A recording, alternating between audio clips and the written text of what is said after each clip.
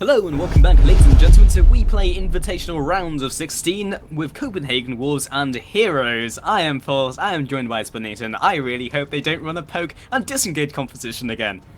I don't know, man. I'm game. I've got all night. It could take a while. I would but like it was to fun sleep to at watch. some point. Well, now you filthy casual. Well, what can I say? Either way, into the next champion select with Elise and Shyvana banned. It'll be interesting to see if they ban out anything that caused these teams issues. And wait a minute, Youngbuck's got a ribbon. He has. That's weird. I know. It's admirable. I mean, Youngbuck. In fairness, Youngbuck is a very professional guy. I mean, if you speak to him, he is like about stuff that isn't League. He is very. I mean, this is going to sound. The way I was phrasing that was going to make it sound like Youngbuck is bad at League of Legends. He is not bad at League of Legends, but he is always very on point. He knows when games are happening, for one thing, which, not to point fingers, but several players out there are quite bad about when it comes to scheduling and all that malarkey. So, you know, Youngbuck, he's a good guy, does deserve that ribbon, if I had to say. But regardless, we have got picks and bans, as you say, and the bans that have come in that are noticeable to me, Fizz.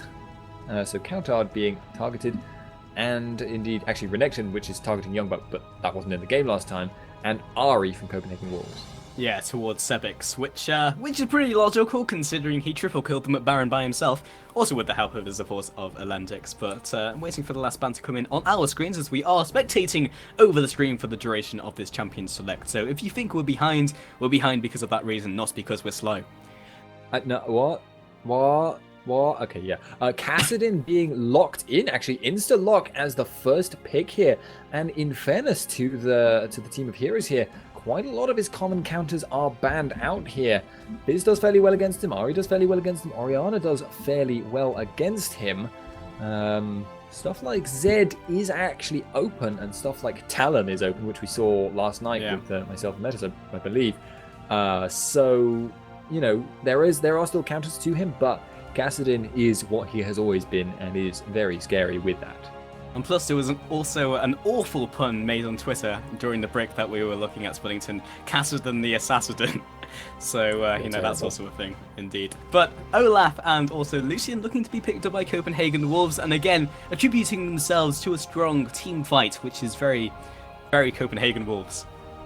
Yeah, they really do live and die on their team fights. Youngbuck right now, incidentally, is running Lucian. Oh, I mean, okay.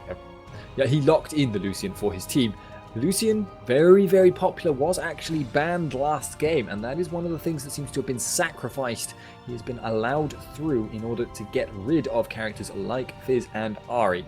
Olaf as well, we've seen a lot of, and we've also seen a particularly large amount of Olaf with Jax being picked at the same time. I kind of wonder whether heroes are now going to pick Jax away, keep it out of the hands of Youngbuck. He is a very flexible top laner, and most of his counters are also not available. Yeah, like Jax Olaf is very difficult to deal with. You have great transition into the late game, no matter really what happens. Olaf and Jax is just disgusting, and they have so much damage, and even in the early game, Jax can play it safe, and Olaf likes to tax lanes, and because Jax will generally play it defensive, depends on the lane matchup obviously, but it's fairly weak, but will generally work. I mean, like, there's not too many counters, not ways to completely stop them from getting that transition unless you run a hyper early game aggressive team, which you can't account for every single game. But what we know for sure is Sona and also Lee Sin have been picked up, so no Jax has been taken away from Copenhagen Wolves. No, but it doesn't look like Copenhagen Wolves are looking at it either at the moment. They're looking at Vi, which would imply Olaf top. Oh, maybe not, though. They're not going to show that particular hand right off the bat. But it's actually worth noting, Elendix last game on Sona really did do a lot with his crescendos, turned several fights on their head with it, and was very, very skilled overall. At the moment, though, it does look like both teams are getting a fairly good selection of champions. Very, very strong champions across the board. There hasn't been any... Neither side has been forced to pick what you might say was an unconventional champion. Yeah, indeed. A very solid lineup so far. And again, we could have just more teamfight potential. The Kassadin, though, looking at the Copenhagen Wolves team at the moment, their answer is essentially Gragas. And while he may not be able to like beat him in lane because they have very similar laning phases, they're both melee, they both harass in the same sorts of ways, and none of them can really aggress onto the other mid laner and kill them. But he can answer by being just as mobile as Casterton. If Casterton moves into a different lane, not counting teleport, then he can go toe to toe and keep up with him. Okay, so now it looks like we've got an insta-lock coming in there, getting the singed for Youngbuck. We saw this earlier on today as well in TCM versus AT-Gaming. We saw a Singed versus a Jax matchup. It seems that because Jax is becoming so much more popular once again, we're starting to see Singed as a counter to that. He obviously doesn't have he doesn't just bully Jax out of the lane, but he scales very similarly to him, and he can make a lot of roaming plays with his ability to push much, much faster than Jax. So, very interesting choice coming out from Copenhagen Wolves there, and I think, honestly, if I had to give kind of an advantage to either side at the moment, it would have to be Copenhagen Wolves, just on the grounds that at the moment it looks like their team is going to be much, much stronger at diving than their opponents.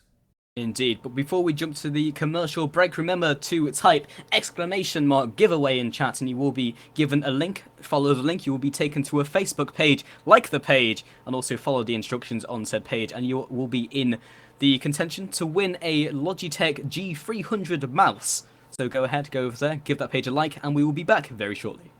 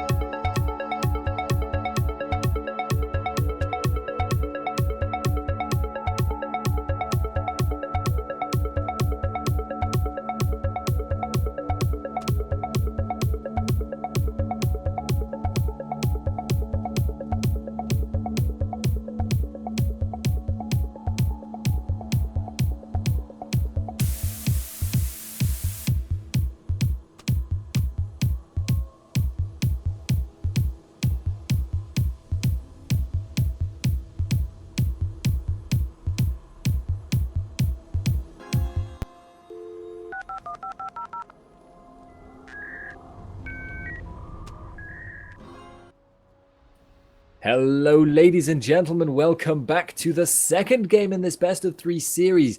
This is Copenhagen Wolves versus Team Heroes in the Weplay Invitational LOL tournament, round of 16. And we are underway. We are onto the Rift. I am Spuddington, and I'm going to be joined once again for Pulse. Wait, what? For Pulse. Hello. Yeah, that's exactly what I wanted to say. All the words came out perfectly. Indeed. The Copenhagen Wolves are in the bottom river at the moment, potentially looking for their pick. Do not have fresh, so it's going to be a little harder. Plus, they saw the ward go down, or I think they saw the ward go down, and will be, yeah, and they've actually placed down the pink ward themselves. Deny that vision, which will mean that they can push aggressively, and Sebix doesn't want to lie too much around their area. But Copenhagen Wolves, yeah, just put down the vision ward. Okay, but the interesting thing here is that Unlimited opted to put the second ward inside the red pit there. He may have been feeling paranoid about face checking the Wraith Brush there, or maybe he's looking to try and set up for some kind of steal here. That is another possibility. He's actually now heading around the side. So either of those options are perfectly viable, but it does look like we are just going to see both junglers starting off pretty much as you would expect on standard positions, and probably converging at top lane around the 3-minute mark for the gank. Indeed, and the top lane will go slightly in Sin's favour, if only just to be able to survive against the Jax lane, and makes it very difficult for Jax to do too much in early levels. It's just always a matter of can they apply enough pressure to Jax so that he just doesn't farm out the lane, which can be an issue. However, it looks like they are moving their bottom lane, their duo lane, into the mid lane, and Gragas can very easily 1 versus 2. Yeah, and actually is going to be doing the follow along for a little bit of XP strategy, but actually the swap up is coming in. So, teleport from Cassim to get to bot lane. This is some gymnastics here across the board. I've got to question Sebix using that, however. This will mean now that he's going to have to deal with a very, very long lane and not a lot of sustain with that teleport option and no wards. So, may look to capitalize on that if Amazing gets down. Yeah, indeed. He might try and equalize it, and he's already got a ward near the middle because of that initial invade, so that might also pay into their hands. But yeah, indeed, the fact that he used teleport so early isn't massively detrimental, because it should be up in time by the time he wants to go back himself. It means that Olaf could apply some pressure, but they knew he was starting blue, so that he'd be heading up in the top lane, so at least for the early game, he doesn't really need to, feel that pressure. And Sevic's teleport will be up in time anyway, and he also went Crystalline Flask and Pot, which he would have done regardless of the lane, so it's going to work out. Yeah, the question though is whether Coutard is just going to try and freeze the lane exactly where it is right now. Because if it stays there and Amazing has all the time in the world to just go back, get his items, get his boots for instance, and then rush down there, that does actually leave Sebix very, very exposed, potentially, for a gank. That might actually be why Kikis is down there looking to go for the counter gank, or possibly just for a straight-up engage gank himself. We do have a pause coming in from Sebix, so presumably there is some kind of issue, and Sona says lag. Yeah, indeed. Lags. Pause on Sebix. So it does look like he is having some issues, but gives us a little bit of time to think about what's going to happen in the bot lane. So Lee Sin's heading it there, as you said, probably for the counter gank. He realizes his lane is exposed. He could have gone to the mid lane, but the fact he knows that bot lane could be in trouble, especially without that ward, especially not knowing that Olaf definitely didn't go top lane because it was pushing so hard. So this is the kind of reading that a jungler will have to do, and this all goes through their mind, and then they have to predict exactly where the opposing jungler is going to be. So this could actually pay off for them, but most likely we won't see a kill. Most likely we'll see both the junglers see each other and then both back off. Because in the early game, neither of these, I want to say mid lanes, but both of these solo laners do not really offer that much to a gank. Yeah, indeed. Coutard, I mean, in the bottom lane, Coutard could add quite a bit to a gank, though. He does have quite a bit of damage and quite a bit of slow, I think. I mean, it's going to be interesting to see, but in a way, at least for Amazing, for Kikis, it would be easier to gank the mid lane than anything else, because he could potentially jump in off of a W onto one of the players and then go for the Q forward. With that being said, it's always difficult to gank against Fiddlesticks. Wow, Coutard! Yep, the buff, it's not going to be quite enough, and Amazing comes for the counter gank, jumps to the minion with Safeguard, and Sebix is dropping very low himself. Undertow lands, one more auto attack will be necessary from Amazing. First blood has been picked up, Undertow does not land, and the kick is, that was not the right move. Amazing comes back in for more, lands the Undertow, Flash comes out, he will drop low, but 1-4-0 plus the Flash. Mistakes were made. That was a decision by Kikis there, which I think he probably immediately regretted there. Olaf is not a character to be trifled with in that kind of environment where you are basically standing toe-to-toe with him permanently. Now, you will be able to push that in and will be able to back off as a result, but does look like that lane is now going to favor Gragas a little bit. Yeah, Amazing just pushing past us. How he lands the Undertow, though. Caston's going to be back here. Kickers jukes around the side and jukes the Undertow, knowing where the pathing was going to be, and then jumps to Sebix with the Safeguard.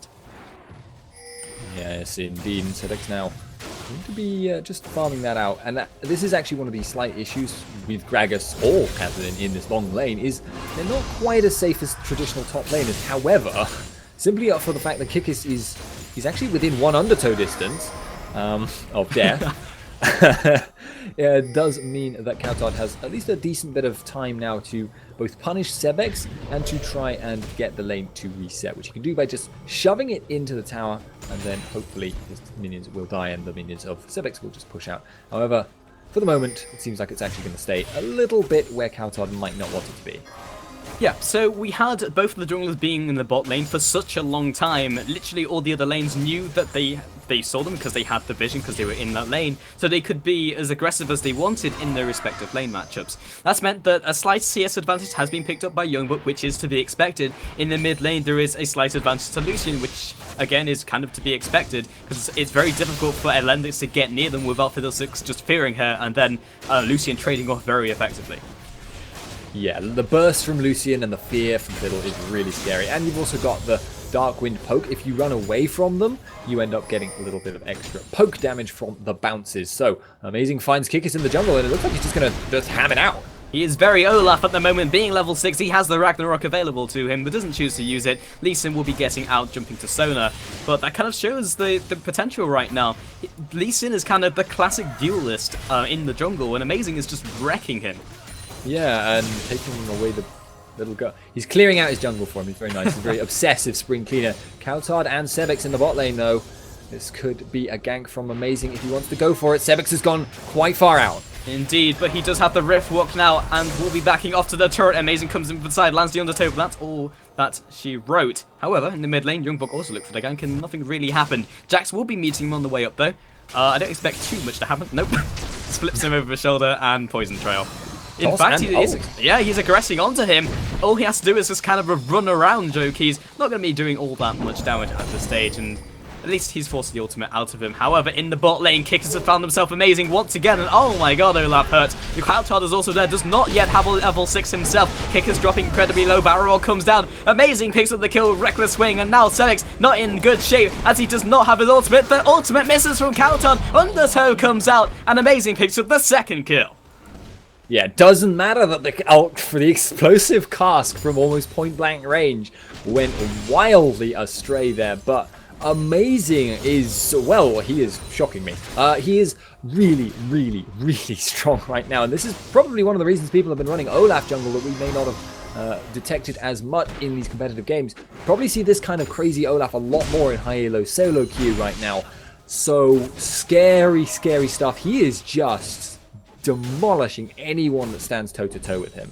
Yeah, I'm trying to think of jungle matchups that do not favour Olaf. I'm trying to think of people who can outdeal him. I kind of the traditional druids are like Lee Sin, Elise, even Shyvana to some extent. I guess Shyvana could work, but more importantly, the mid lane immediately takes the two-shot barrage right to his face as he jumps in, and now Lucian left to try and trade off against Woolite. As soon as he clears these minions, the Mystic Shot will be coming down, but Kickers comes from the side as well. Lucian does not choose to go any further, but Kickers jumping past the minion wave, lands the Q. Will he go ham? No, he will not. Interesting decision there, actually, because there was not enough mana on Lucian to do his dash at that point. The mana cost decreases with time and level, so I actually think if Lee Sin had gone full Lee Syndrome there, it would have worked out for him, but maybe just a little bit paranoid about Amazing, which is understandable because Amazing is out for blood. He is indeed. Undertow comes over the wall. Not quite well timed enough, but that was without vision. Meanwhile, Youngbuck just took down Jokies in the top lane.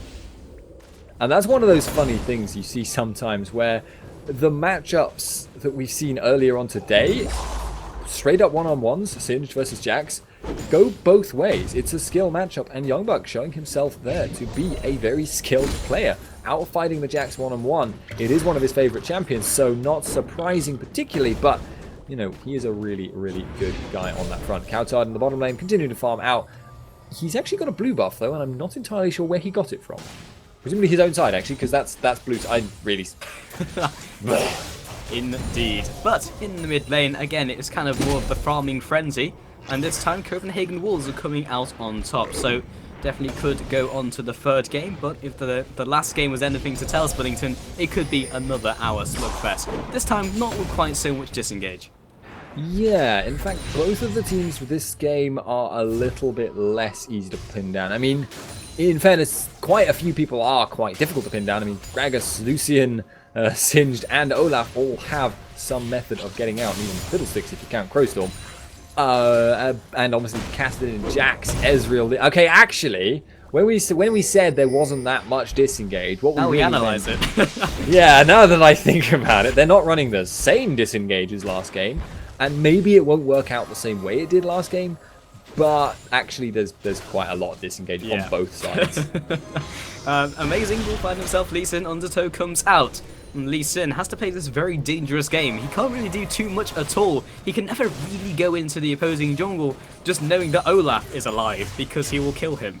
And honestly, no one can really roam at all. The fact that they've dragged Gragas down into the bot lane and made sure that Sevix actually went for the swap up means they won't have the same sort of roaming potential. And Coutard is starting to see just turret, but Kikus is coming down. He goes for the flash, and also the flash in return lands the Q onto both of these players, but does not have the ultimate. The flash into the kickback. Coutard still will eventually be taken down, but Amazing has arrived into the scene. Celix should have enough for his ultimate. It's not going to come off cooldown in time. And Kickers, he lands the Q onto the minion. Amazing, he goes back as he's duped him without really doing anything, and Kickers will be walking on out.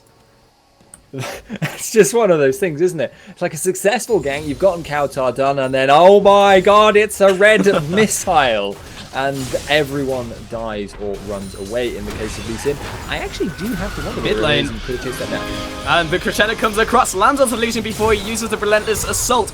Rolite does not connect the ultimate, and I think it hits some minions. I think we lost two caster minions in bot lane.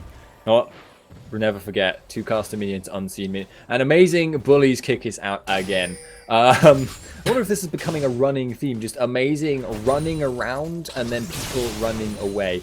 That is kind of Olaf's whole shtick, in a way. It is scary stuff. It is, but the fact that Kickers can't even enter his own jungle means they have to play reactively, basically just to Olaf. Culling comes down, pokes them away from, well, pokes them. I mean, there's not really much to add to that on the Culling. Yeah, he's doing damage. He's doing damage. The tickle beam is underway.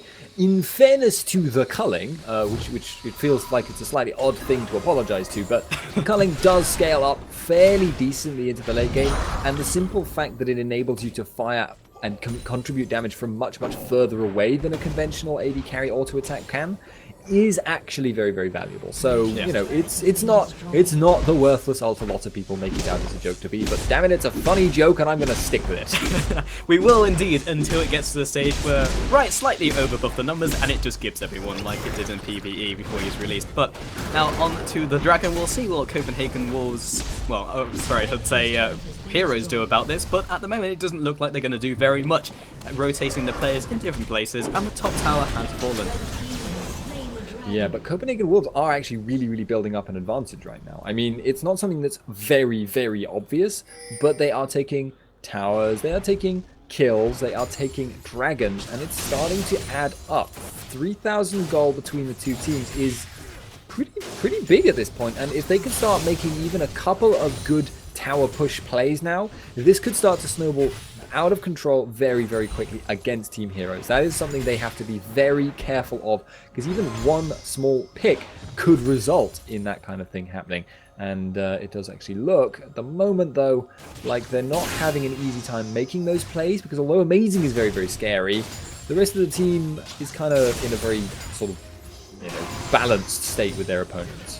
Yeah, these are some very similar teams, but this time around we don't have the same sort of double threat from both of the teams. Like we had Jackson, well, it will be stunning Youngbuck, probably going to just flip him backwards as well, but not sure if he can completely just pick up the kill here. If that comes up, yeah, he's good to go. But this time, Heroes have Jax, but there's no Vayne on the field. There's no other hyper carry to really deal with. So later on into the game, Heroes will be in better shape. But there's still so much disengage, there's so much anti-siege, that even if they do get ahead, we can have a rinse and repeat of last game. That being said, I mean, Olaf is another threat in his own right. Won't be building as much damage as Vayne then. Indeed he won't, but they are going to be able to get this tower now. So Copenhagen Wolves starting to take towers, and that is a good sign for them. Youngbuck recalling from the top lane. He is running Ghost Ignite, not Teleport, so he will not be able to get as many kills. And I have to think, is he going to be now trying to join up with the team and look to make a play on, say, that top tower or that mid tower? Either of them are viable options. Coutard is likely to draw a lot of aggression from him down there. Yes, indeed. And now that Lendix is coming in, nice ultimate knocks back Sona for the meanwhile, and she can't quite connect the crescendo that she was looking for, so he will be backing up. But that's an ultimate down from Coutard.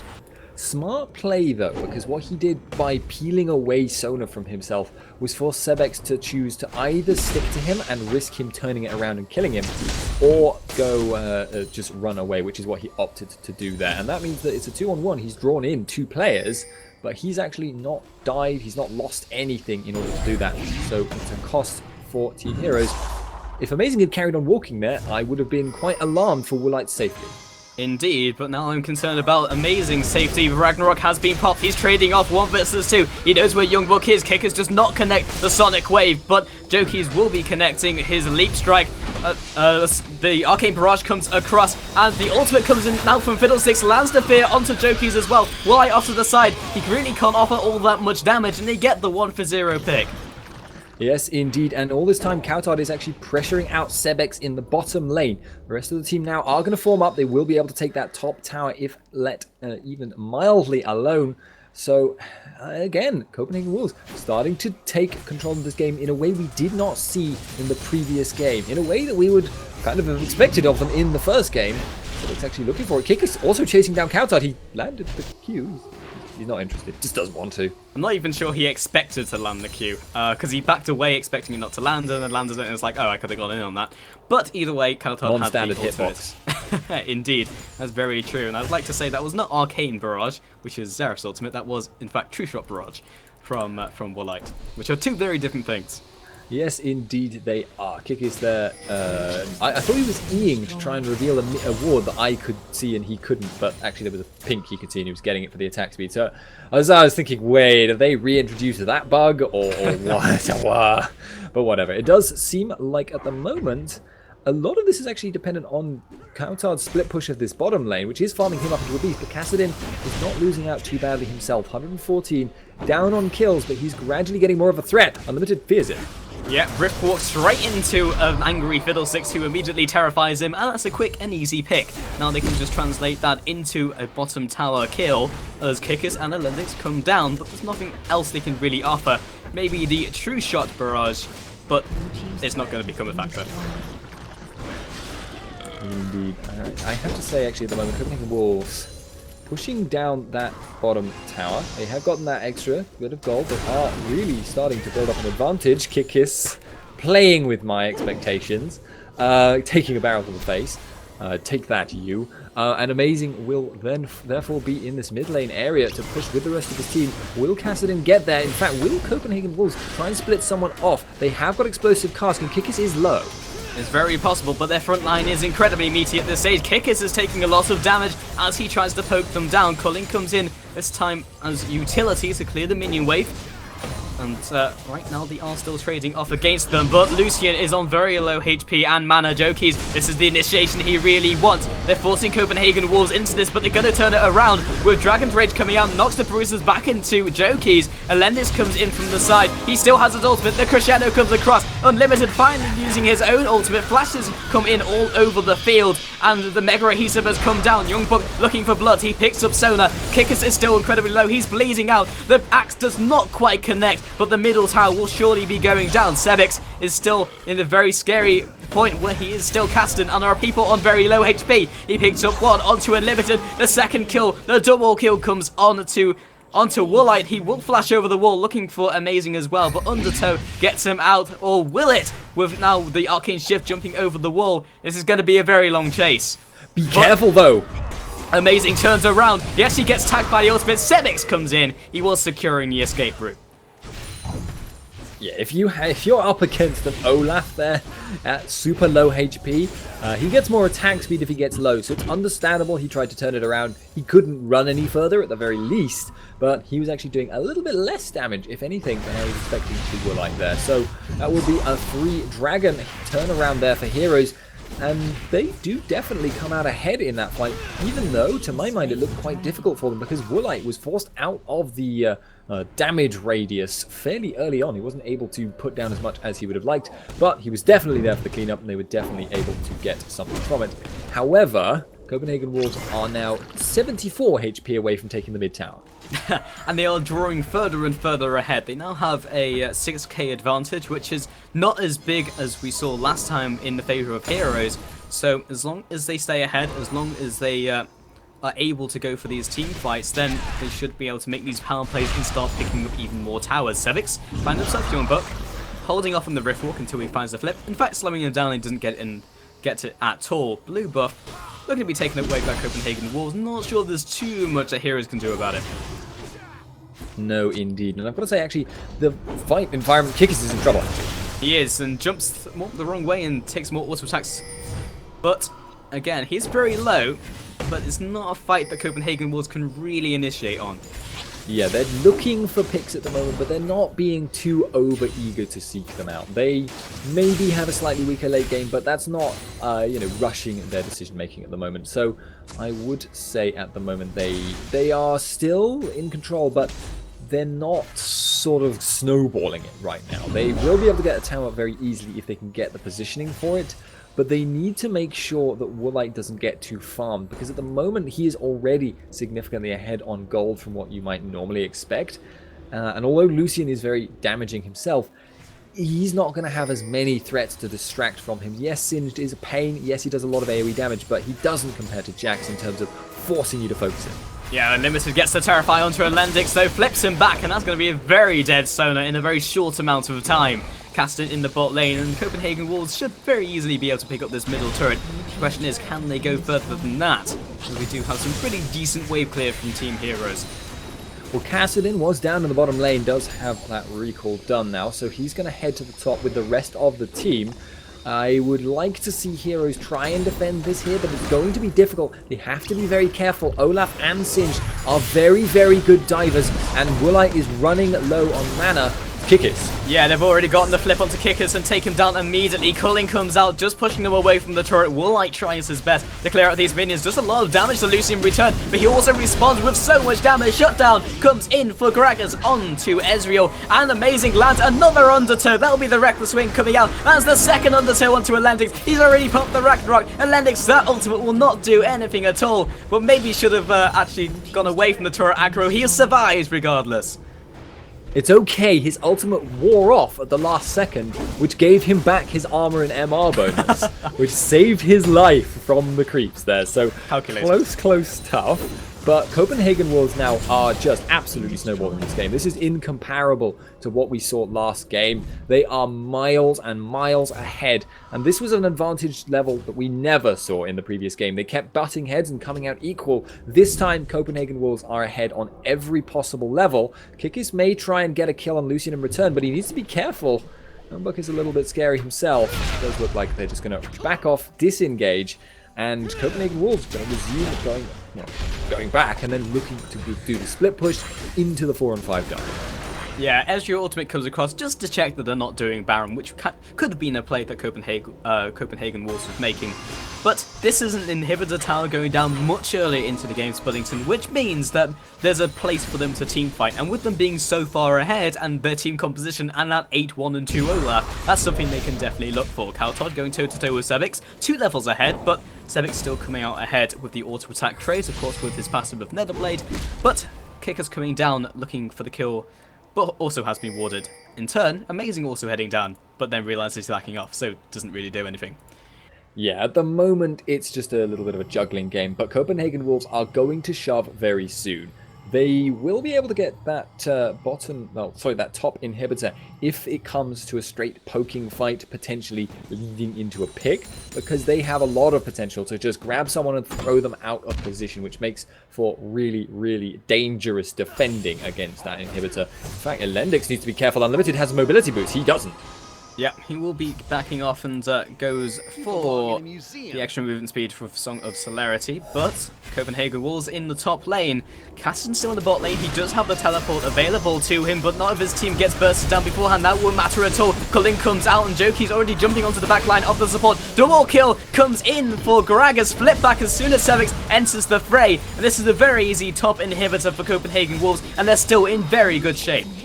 Yeah, indeed. They may actually be able to go for some Nexus towers here. Sevix is low. They're going in. They flip him backwards, and he's also feared in the meantime. They'll just push even further, but he can't afford to start drinking in their faces as they all get stunned up. Joki's, again, has also been feared back in, so they pick up yet another kill. And it says kill after kill, which means that Copenhagen Wolves can still push down their towers. Yeah, they're just going to keep going, going to get the second Nexus Tower. They may not be able to continue on even after that, but it doesn't matter. They have taken so many advantages. They will probably now be taking the game, but can Heroes do anything? Yeah, Kickers jumps in very aggressively, picks up the kill onto Unlimited. The crescendo comes across, lands on 2, but that's going to be the game. Lucian picks that one up, and that's the GG. Well played. Well, that was really, I mean, you couldn't have a more conflicted game compared to the first in this series. First game, 62 minutes, so even, so many fights that never went one way or the other. Nothing decisive off of those amazing fights. But this game, just really quick fights, really quick snowballing. And I have to say, is it the case that perhaps the first game, it can't have been luck to have gone that far, that many fights and come out even, but is it the case that maybe Copenhagen Wolves just picked too good of a draft this game? They got Olaf, they got Lucian, they got Singed versus Jax, which they were able to abuse for pushing, they got Fiddlesticks, and they got Gragas. They had really good laning, and it's a really good snowbally team fighting sieging. They did, but at the same time, had the early game advantage been picked up by Heroes, we could have seen a complete reversal. So it might have just been the picks in the game as a whole, rather than being straight up counterpicked. Because in these lanes, yes, Singed does well against Jax. Okay, Gragas does alright against Kassadin, but they're not lanes that win like right out. So it could be a possibility. We probably have to analyze the game and go into it further, but we do have another game on the way. So we're going to jump to a quick commercial break. But before we do that, remember the giveaway, ! Giveaway, and it will give you a link to a Facebook page. Go ahead and like the Facebook page, follow the instructions, and you will be in contention to win a Logitech G300 mouse. But until next time, guys, we'll be back very soon.